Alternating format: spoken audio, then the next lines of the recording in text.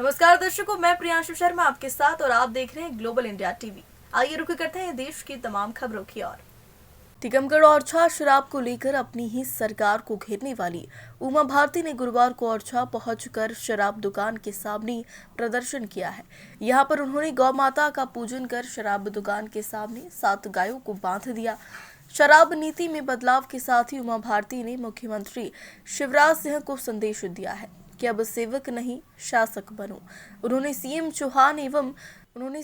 चौहान द्वारा हटाए गए निवाड़ी कलेक्टर की कार्रवाई पर भी सवाल उठाए हैं। पूर्व मुख्यमंत्री उमा भारती बुधवार की देर शाम ओरछा पहुंची और रात्रि 9:30 बजे वह ओरछा से लगी शराब दुकान पर पहुंची और यहीं अलाव जलाकर बैठ गई। वहीं पूर्व मुख्यमंत्री के आगमन की सूचना पर शराब कारोबारी अपनी दुकान बंद कर चले गए।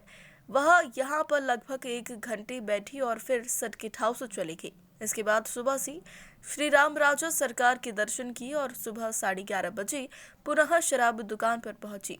यहां पर उन्होंने गौ माता का पूजन किया और 7 गायों को बांधकर उन्हें चारा हरा खिलाया। उमा भारती ने कहा कि वह शराब नहीं दूध पियो का नारा देने यहां पहुंची है। उन्होंने मधुशाला के सामने गौशाला बनाने की बात कहते हुए कहा कि गौ माता समाज की जिम्मेदारी है और शराब शासन की। शराब पर नियंत्रण करना शासन का काम है। यदि नई शराब नीति में यह बातें नहीं आई तो फिर हर चीज उनके हाथ में होगी। ग्लोबल इंडिया टीवी के लिए चीफ ब्यूरो हरिशंकर जोड़िया की खास रिपोर्ट। भगवान राम राजा सरकार के प्रथम गेट की तरफ है।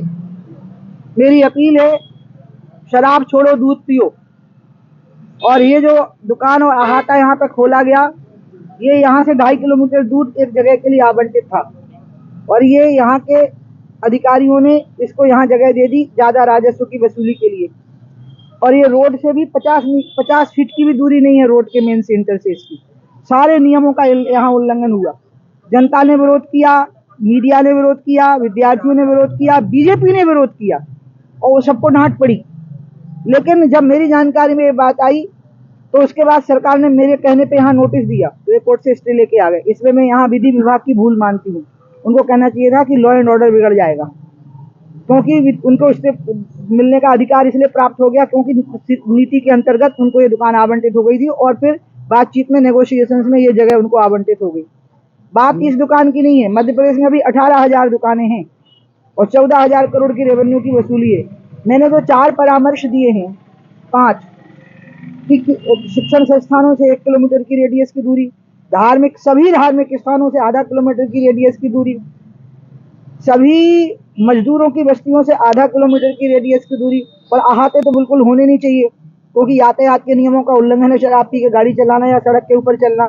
और अदालतों और अस्पतालों से भी आधा किलोमीटर की रेडियस की दूरी। मैंने इसमें एक भी बात गलत नहीं कही और इसमें 14,000 करोड़ रेवेन्यू की हानि नहीं है, इसमें 1,000 करोड़ रेवेन्यू की हानि है।